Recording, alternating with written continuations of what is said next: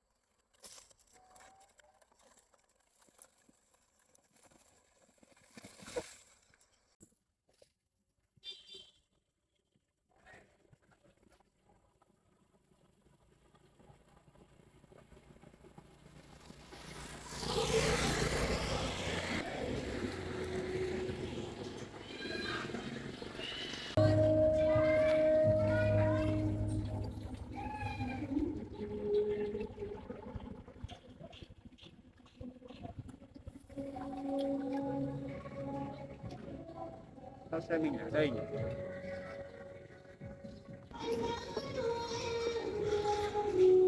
Hay là bố mình ở đây nhỉ?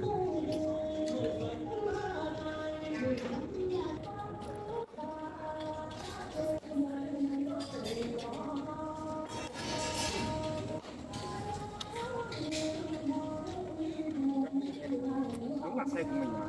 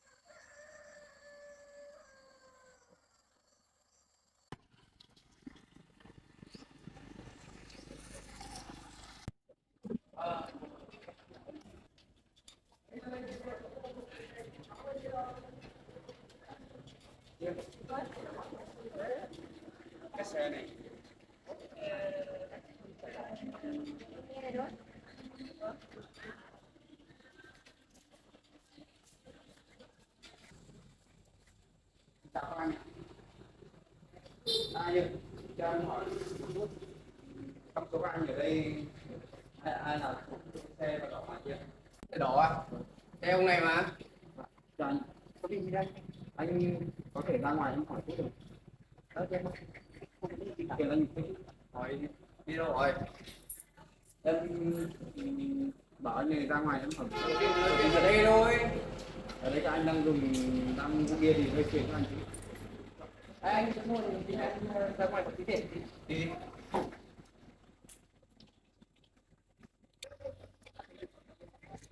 Anh ơi, em hỏi một chút ạ. Có cái gì đây? Cái xe này là anh mới mua. Nhưng mà anh đã mua được một hai hôm nay. Cái xe này là anh mua ở đâu? Anh mua ở bên tiệm cầm đồ ở dưới người quen của anh. Anh ạ. Xe này là xe gì? Chú nói cái gì đấy? Xe này là anh vừa mới mua được 2-3 hôm nay, còn về còn chưa kịp rửa, còn chưa kịp thông báo với anh em gì cả mà chú lại bảo xe của chú. Không, Chú làm sao ấy? anh ơi, thật ra là chính xác là xe này là của em. Xe này là bị bố em mang đi bán ạ.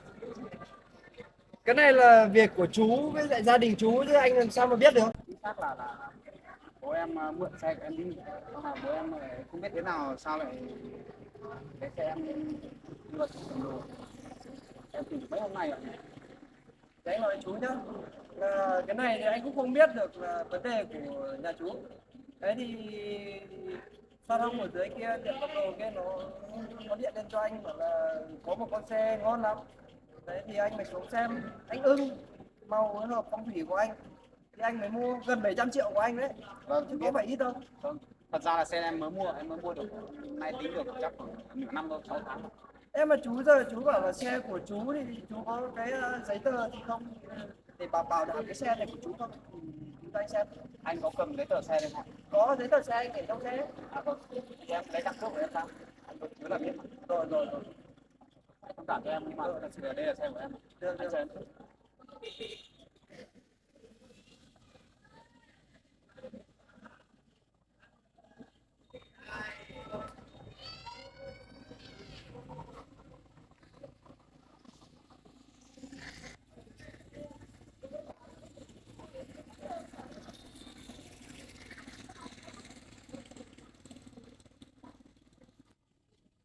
Được rồi, chờ anh tí để anh vào lấy giấy tờ ra để kiểm tra đối chứng lại đã. Anh cứ kiểm tra thoải mái.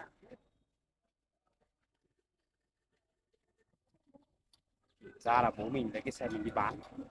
Thế mà mình hỏi mấy hôm nay bố kia ấp a luôn. Nó rõ mới được. À được bố.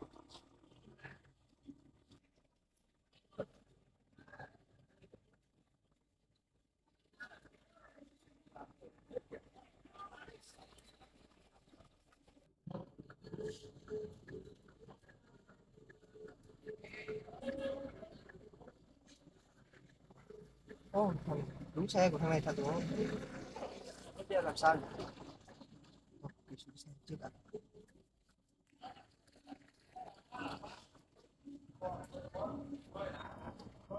Xe này là đúng là tên của em đấy. Nhưng mà bây giờ anh nói này, thì xe bây giờ anh cũng đã mua rồi, tiền anh cũng đã gửi rồi. Bây giờ chú tính như thế nào? Bây giờ là em muốn chuộc lại cái xe. Nếu mà chú muốn chuộc lại xe thì cũng được thôi. Thì gửi cho anh đủ 650 triệu thì anh cho xe về. 650 triệu. Đúng rồi. Bởi vì tôi đã mua ở chỗ tiệm cầm đồ đấy là 650 triệu rồi. Bây giờ anh lấy xe về thì anh phải gửi tiền cho tôi chứ. Rồi em biết rồi. Nhưng mà nhà anh nhỉ? Nhà anh ở gần đây không? Có, nhà tôi ở ngay trên cách đây khoảng độ chưa đến 1 cây số đâu, ngay trên dốc trên kia. Có cái quán nước ấy. Bởi vì xe bố em mang đi bán thì cho nên là em không biết.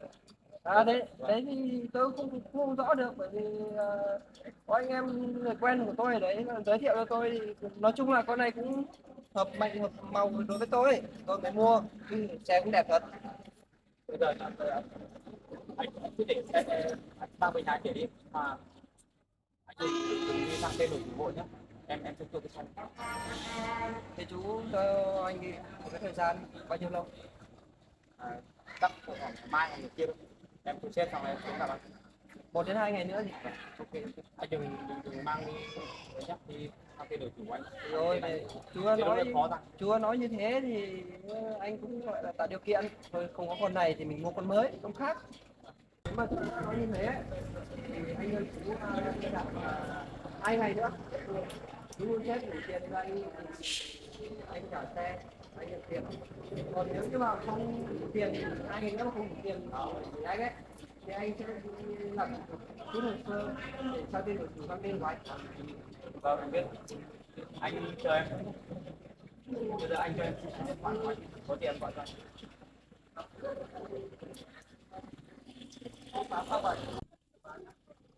Đấy là đúng, phải cho chú đúng 2 ngày. Nếu mà không xoay được tiền cho anh sang tên đổi chủ cái xe đấy. Bye nhé.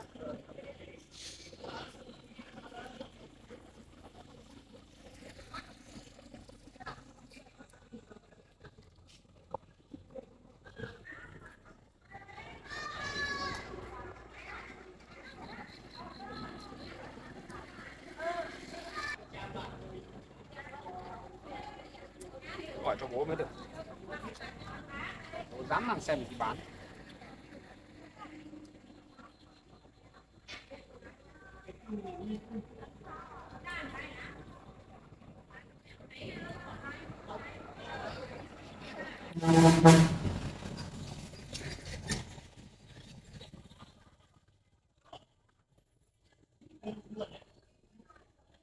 Không gọi được.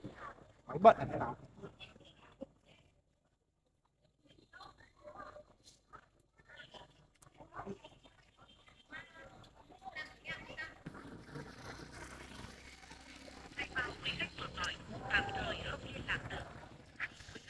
Sao? Hai số của bố số nào không thuê bao nhỉ? Số thì máy bận, số thì thuê bao với khách. Bố ở đâu được được hả? Xem.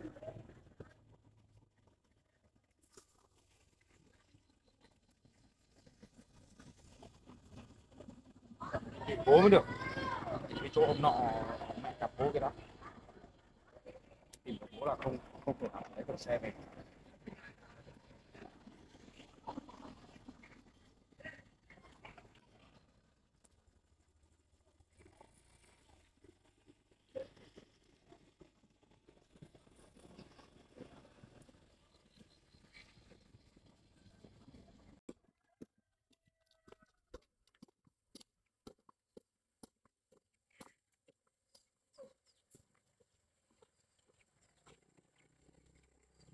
Được nhiều thế.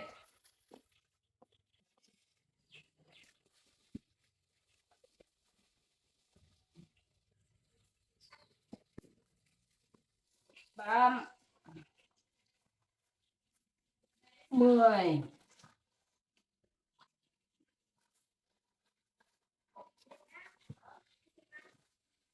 1, 2, 3, 4, 5, 6, 20, 21, 3.000. Lấy hết đi. Lúc nào bà cũng bán như thế đấy. Cháu đi bán 10.000 cũng được. Bà bán 3.000 thôi. Nhưng mà bà cháu đi mất cung, cháu phải lấy tớ lái.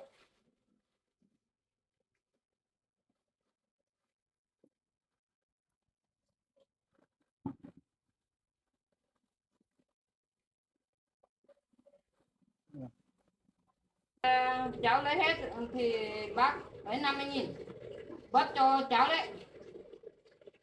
Xin nhá, cháu không đi bán nhá.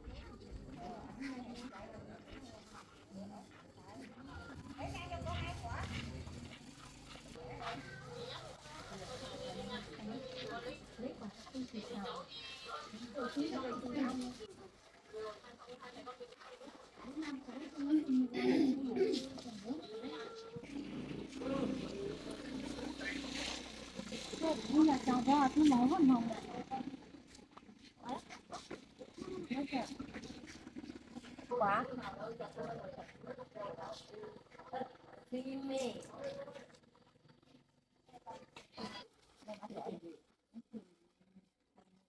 Bằng này bán 10.000 nữa. Đây này. Đây thì có cái gì?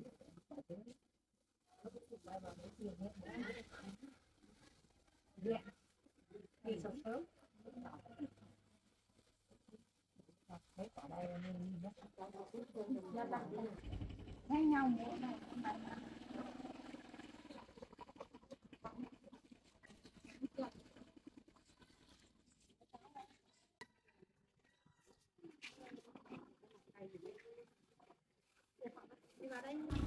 Cháu có cái pin hay không?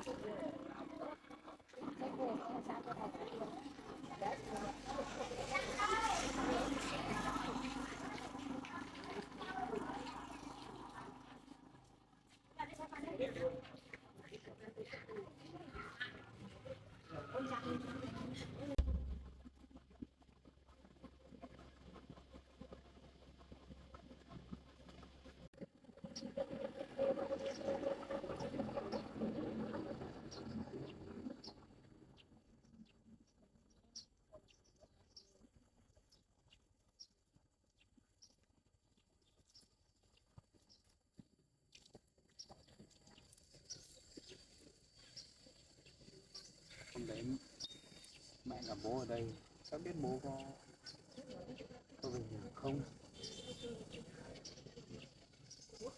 Hay là đi trọ thế nào không? Cái vội quá không hỏi bố là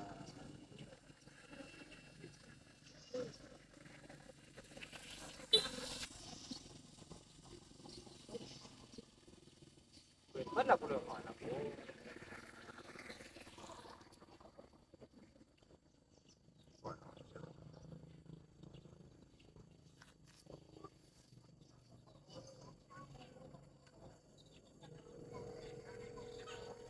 có chuồng.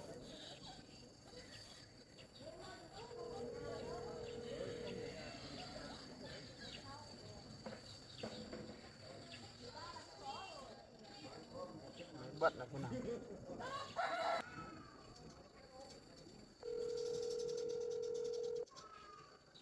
Chắc bố không dám nghe điện thoại của mình sao? Gọi tao máy bận.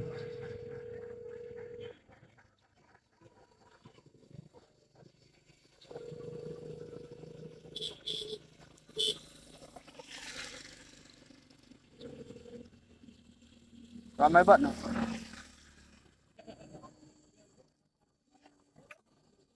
Chắc chắn là bố có vấn đề gì rồi, mà chuyện mờ ám gì gọi không bao giờ nghe một.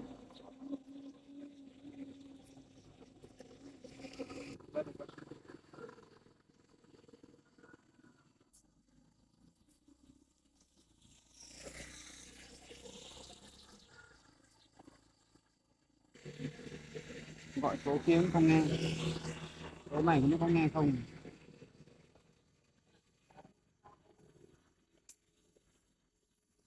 Bố làm sao nhỉ? Biết bố có về nhà không nhỉ? Gọi cho mẹ xem là bố có về nhà không.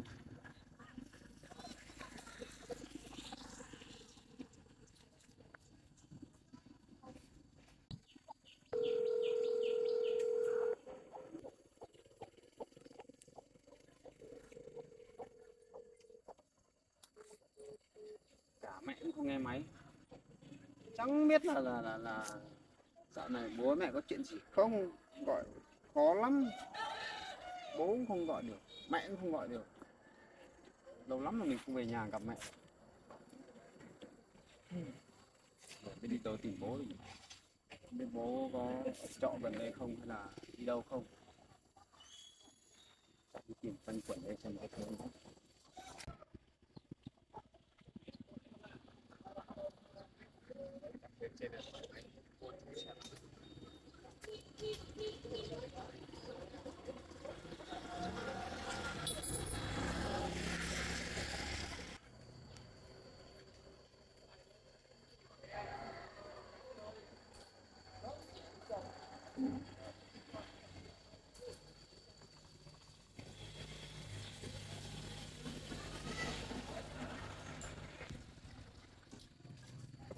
Chào chị. Chị ơi, em hỏi hôm nay chị có gặp bố em? Thấy rồi chú ạ, lâu lắm không thấy bố em qua đây rồi. Đang đi tìm bố, thời gian này chẳng biết bố làm cái gì, À thế à, không hay ở nhà đâu. bố có bị làm sao không hay như thế nào? Em không biết được. Giờ gọi điện thoại bố em không nghe. Không thấy qua đây. Chị mà thấy gặp bố em ở đâu chị gọi điện thoại cho em. Có thì thấy gì không? Cảm ơn chị nhé. Ừ. Em đang đi tìm xung quanh xem có gặp không. Ừ. Xem anh em ở đây có ai gặp không.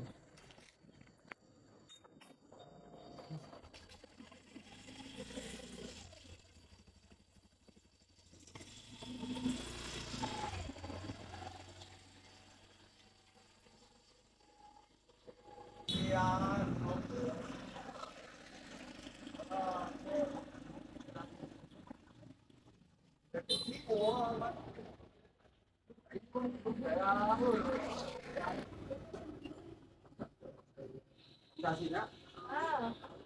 Em hỏi chị. Hôm nay chị có gặp bố em đi lại không nhỉ? Không thấy đâu. Đang đi tìm bố em tí. Không thấy qua đây đâu. Không thấy qua đây đâu. Cảm ơn chị nhé.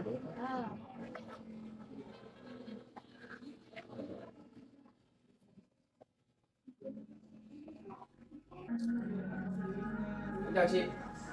Bảo à, Vâng. em đi đâu vậy? Em có tí việc đi qua đây. Cho em hỏi đi chị, hôm nay chị có gặp bố em đi lại không nhỉ? Không, chị không thấy. Bố em đi đâu à?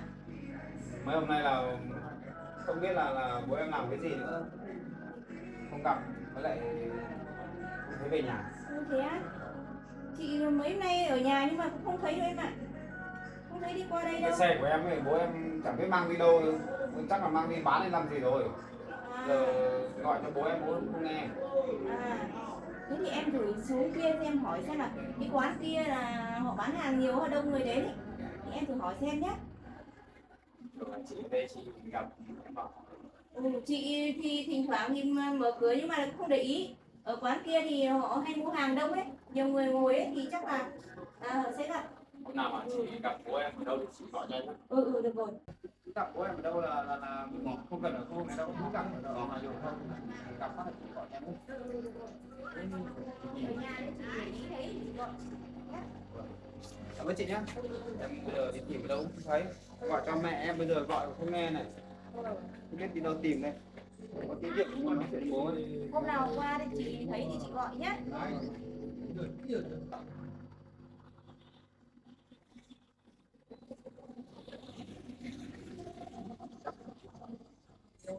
Cái nhà trọ của mẹ em.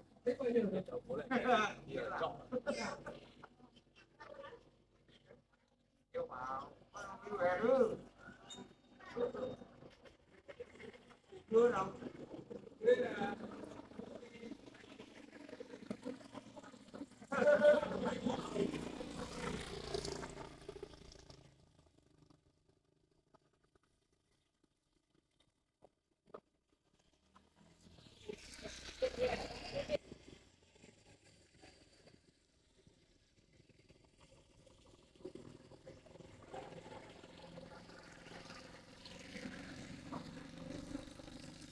Thôi. Khu dãy nhà trọ của cô thời gian này có ai về trọ không? Trước thì có, bây giờ thì không có ai được. Không có người. Thì có người. Cháu đang đi tìm bố cháu ấy. Cô có gặp có thấy ai mà tầm tuổi ngoài 50 chút đang đi trọ có đấy hoặc là trọ nhà cô ấy đã từng được trọ đấy, có gặp ai? Hôm kia có một ông tầm 50 tuổi về cô có lên. Có một ông ấy. Vâng, Ngoài 50. ngoài 50 tuổi ấy, về hỏi cô. Thế bây giờ hiện tại còn đang ở chỗ nhà trọ cô? Vâng, chắc là ở đi xem có phải không?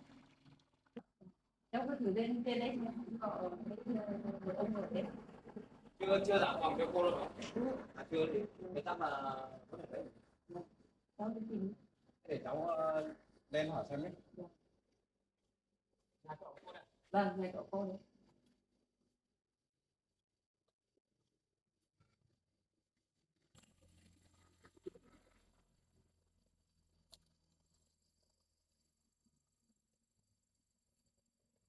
Thế là có 2 phòng này không ai ở à? Cái hiên đấy. Cái hiên ở trong.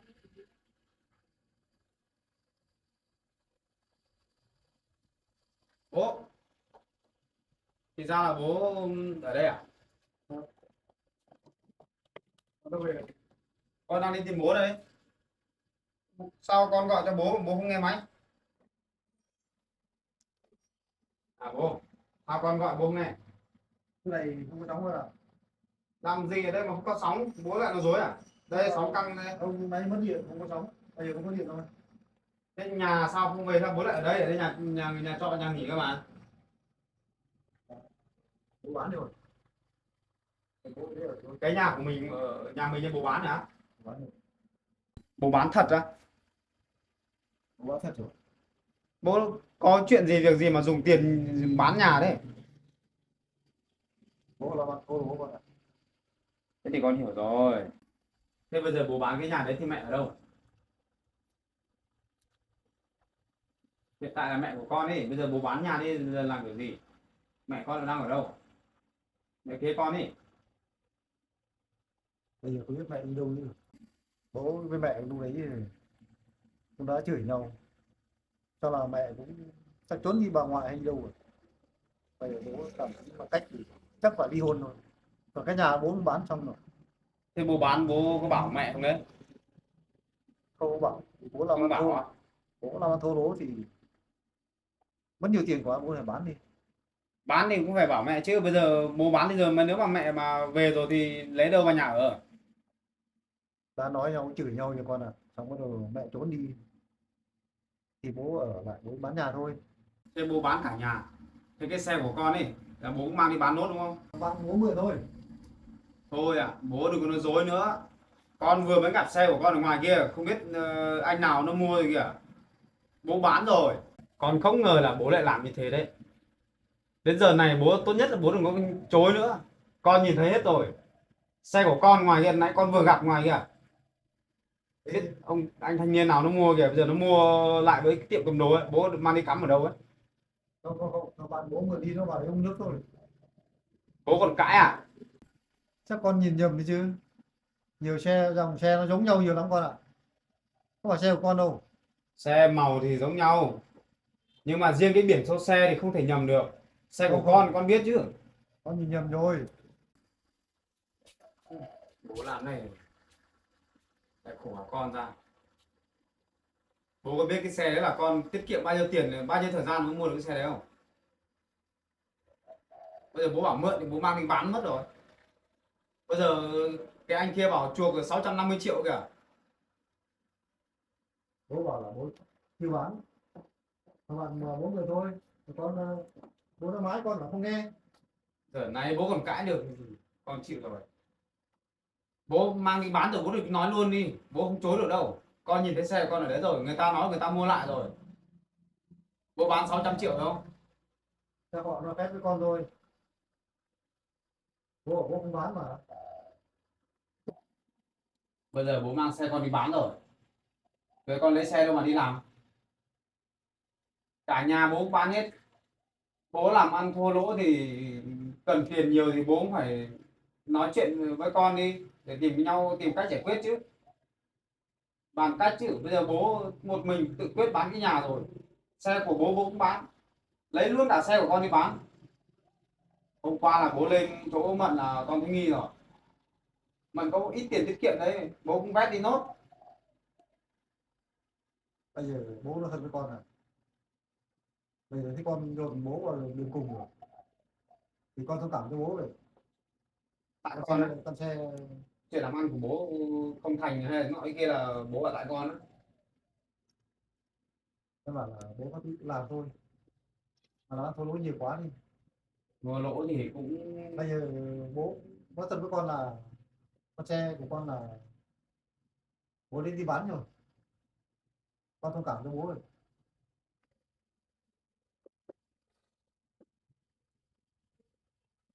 bố làm ăn thua lỗ thì bố về cũng phải bảo vợ bảo con, thì cả nhà mình còn biết tìm cách mà giải quyết chứ.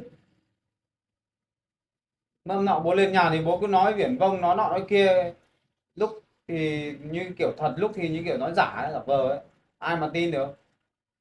Khó khăn ở đâu bố phải nói chứ. Bây giờ thì bố đến xảy ra đến mức độ này thì làm nào được bây giờ. Thế công ty của bố là bị phá sản hẳn rồi à? Phá sản hết rồi con, để không còn cái gì nữa. Thế thì làm nào được bây giờ.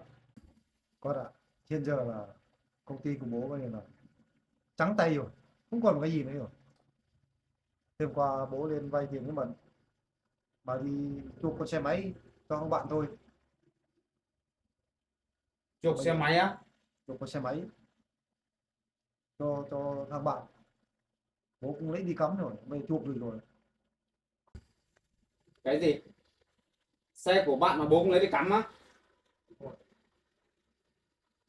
Lấy đi cầm đồ luôn? Cần rồi, bây giờ bố cũng hết cách rồi. Ôi. Bây giờ con bố nghĩ là cái xe máy là cái gì đâu, bố còn lấy cả xe con đi cắm và cả xe của bố nữa cũng đi cắm hết rồi. Bây giờ bố chỉ ăn vào cái chắn này thôi, không còn cái gì nữa, hết cách rồi đấy. Nào thế hôm qua là bố lên là hỏi Mận lấy tiền để lấy bảo cho bạn ấy phải không? Là bố lấy đi chuộc cái xe máy cho bạn á? Bố lấy tiền là bố muốn tiền Mận một xe máy cho bạn, thế con về nhà con bảo với Mận chứ, bảo bố biết bố cũng có tiền trả rồi. Cái này Mận mà biết chắc Mận không á. Bố biết là cái tiền đấy Mận làm vất như thế nào. Con không dám cho Mận chi một xu nào nhá. Chỉ để cho Mận làm để tiết kiệm thôi. Còn những thứ khác ấy, tất cả mọi thứ trong nhà đều là con lo hết. Con chỉ muốn Mận là đi làm để tiết kiệm được tiền ý, để cho Mận mới biết là Mận thì cố gắng thế thôi. Còn bây giờ bố lấy đi hết rồi, Mận bây giờ còn chưa biết ấy, còn đang ngây ngô ở nhà kìa. Mận mà biết bố lấy tiền tí này Mận chẳng khóc à? Bố cũng biết cái Mận vất vả đấy, mà kiếm được mấy ít tiền bố cũng biết, là bố hết cách rồi bố phải làm thế thôi. Con về con bảo với Mận hộ bố ấy. Bây giờ con không biết. Bây giờ hiện tại ấy, xe của con là con bố bán rồi. Bây giờ bố phải làm cách nào đấy để lấy lại cái xe của con đi.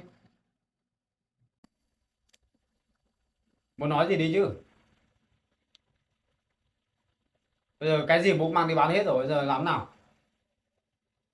Hai cái quyển sổ tiết kiệm của con ấy, con cũng rút hết về cho bố. Lúc đầu con cứ tưởng là bố chỉ mang về mang tiền của con đi để giải quyết công việc của bố thôi, để vớt vát công ty của bố.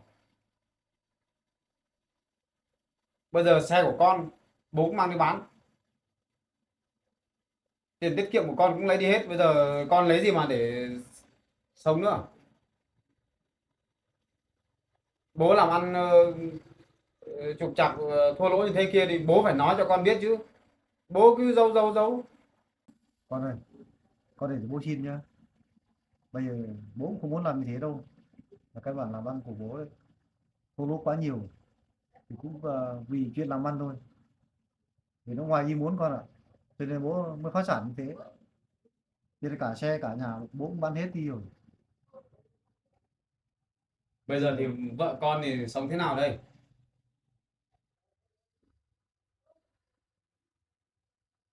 Bây giờ con tha thứ cho bố, thế còn cái xe của con, còn cả cái nhà mình nữa, bây giờ làm nào được. Con không biết đâu. Bây giờ bố phải làm thế nào đấy để lấy được cái xe con về. Xe của con để đi làm. Bố biết là công việc của con là dùng đến xe nhiều mà. Bố một xe, con một xe rồi, bây giờ bố còn lấy mang đi bán hết thì lấy gì mà để đi lại nữa. Con không biết đâu. Bố phải lấy được xe về cho con. Con không biết. Bố phải lấy được cái xe về cho con. Bố bảo này, bây giờ bố có con bố xin, thế về bố gỡ đơn này đã, bố cũng là bình thường làm ăn thôi. Gỡ bây giờ con lấy cái gì để gỡ cho bố? Bố bảo công ty sang nghiệp rồi thì lấy đâu ra tiền để Bây giờ gỡ công ty bố nữa. bây giờ con vẫn còn có cơ hội của bố mà, công việc của con là vẫn đi làm đều mà, công tác của con không có bỏ đâu. Để bố khó khăn này con phải giúp bố chứ. Biết giúp kiểu gì bây giờ? Số tiền thì lớn. Đi vay tiền thôi con ạ, đi vay về hộ bố chụp xe ra đấy. Bây giờ cứ vay đâu được? Vay ngân hàng à? Thôi. Bố chuyện của bố tự lo, tự xoay sở tự giải quyết đi. Bố phải tìm ra được lấy được cái xe về cho con. Bố nói đây đã, bố nói đây đã. Không. Bố nói đây đã. Con không biết đâu. Con có giúp bố đi. Bố bỏ tay con ra. Bố phải làm nào để lấy được cái xe con về. Không. Bố phải đi lấy được cái xe con về.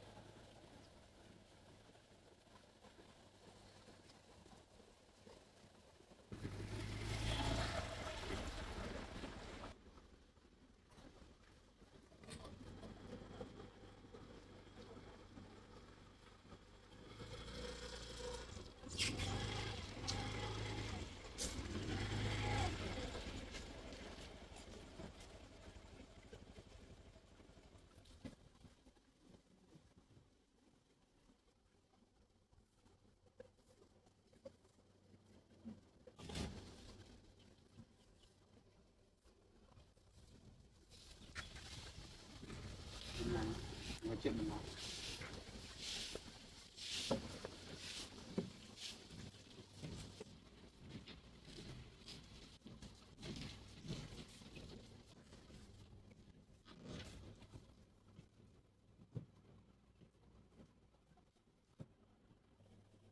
Hôm nay đi làm về gia đình mình mặt buồn thế.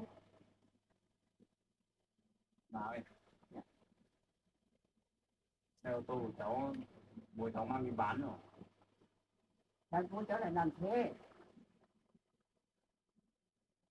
Bố anh mang đi bán. Cái số tiền hôm qua em về cho bố anh. Em bị bố anh lừa. Bố anh lừa tiền của em để mang đi trả nợ.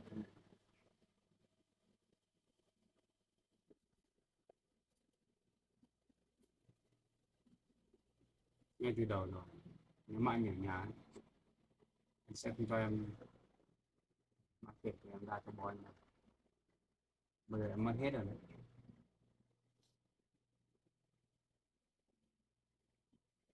Thế cháu mình là bị ông bố của cháu lừa tiền của cháu mình à? Anh lừa tiền, bố cháu lừa đi hết rồi. Bố cháu làm ăn kinh doanh mà lại về đi lừa tiền của người nghèo thế này không nên đâu. Bố cháu nói thật nhỉ, cứ trên mình xấu xí nghèo, bây giờ lại về lên về vay tiền của mình không trả. Lúc đầu ấy, hôm qua anh vừa về anh thấy ấy, anh thấy nghi rồi. Mà em cứ nhận quyết là cho bố đi. Cho bố cũng đúng thôi, nhưng mà cho lần qua em cho là lấy lại cái tiền coi như là cho luôn bố anh cho mà chờ bố anh làm tiền, bố anh nói là trả lại không có đâu, bố anh lấp đầy tiền, anh biết bố anh vay tiền, bố anh nợ hơn 1,5 tỷ, chính xác là 1,6 tỷ.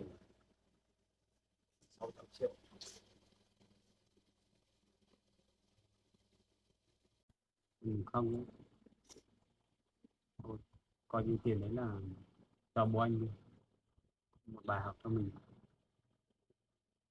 Hiện tại em tin tưởng bố anh qua đi, bố anh cứ ngon chắc em là cũng mềm lòng như cho nó không bao giờ bố anh về tiền của anh và em mượn đâu, chắc chắn là bố anh này làm ăn thua lỗ hoặc là nợ nần ở đâu thì bố anh mới bây giờ đến đường cùng mới lên tận đây để bảo em vay tiền. Anh đi làm về vô tình đang qua đường anh gặp lại cái xe của anh, anh nghĩ là bố anh đang ở đấy, anh dừng xe lại anh xem không thấy bố anh đâu, mấy thằng thanh niên ấy, cũng ngồi uống bia, anh hỏi ra thì không biết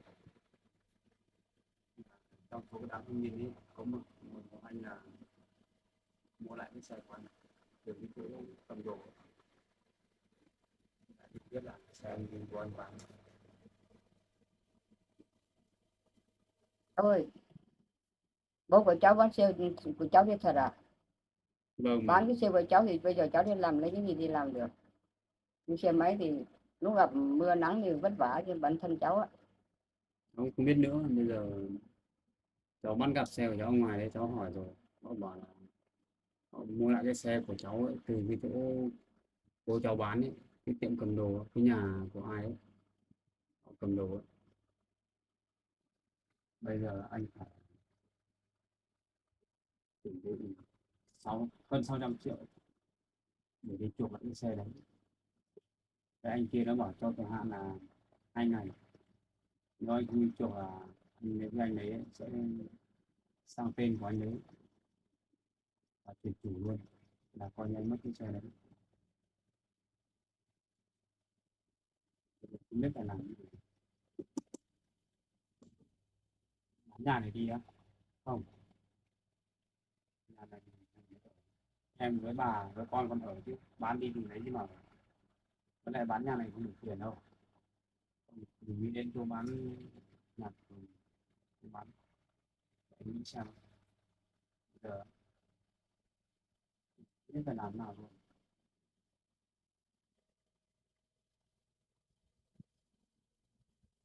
Em hỏi anh là anh còn tiền không, anh còn đâu mà tiền nữa, còn có mỗi 2 cái sổ tiết kiệm của anh ấy.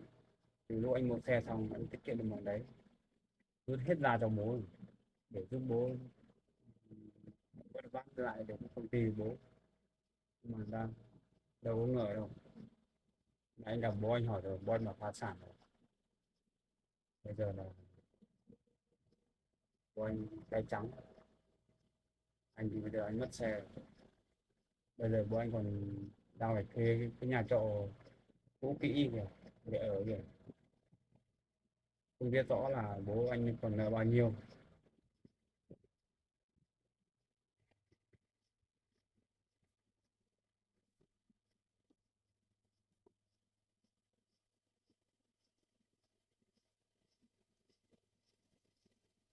Không biết như nào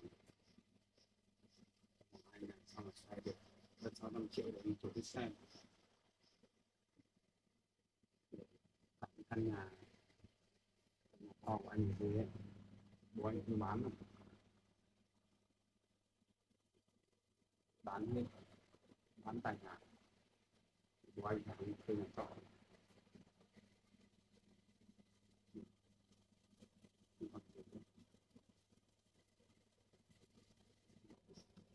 Bố với mẹ kế của anh ấy thì chửi nhau vì chuyện bố anh làm ăn thua lỗ, bà ấy giận, bà ấy bỏ về nhà ngoại rồi. Bố anh còn đòi ly hôn cơ. Anh đi làm gì làm, anh cũng được yên tĩnh, không phải biết chơi này thì cho bố anh mượn xe. Thế sao? Anh cứ đi làm gì làm. Cái đấy rồi. Nếu như là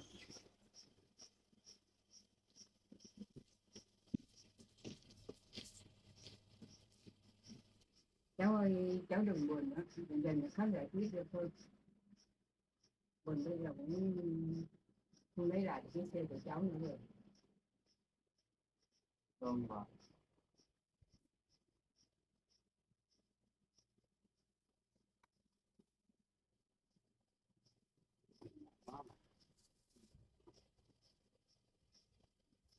không ngờ là bố cháu lại làm thế đấy. Không biết là nguyên nhân động cơ ở đâu về mà bố lại dám mang cả xe có đi bán. Con cháu cũng đi vay, cháu mượn 10 triệu, cháu mượn không có, cháu mượn cho một chiếc xe mà là chưa đủ trả nợ. Giờ thì đóng bán. Cái tiền của bố cháu lấy của mận nhá, không phải mang đi giả bạn cái gì đâu. Bố cháu mang đi để chuộc cái xe máy của bạn ấy. Bây giờ bố anh còn dám mượn xe của bạn ấy, xe máy ấy, mang đi để cầm cố này bán lấy tiền này. Không biết là bố anh nợ mức độ nào. Bạn lấy chuối bóc để phơi phơi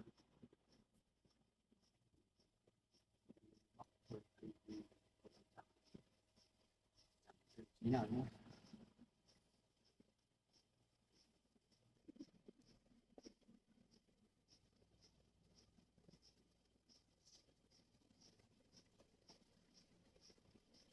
Cho anh ra ngoài.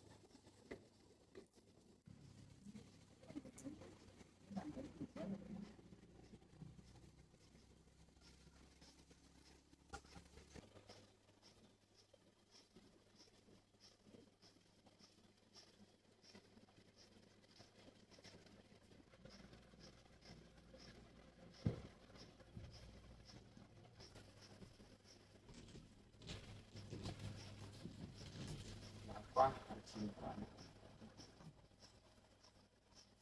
mang phơi không bếp nó cơm ăn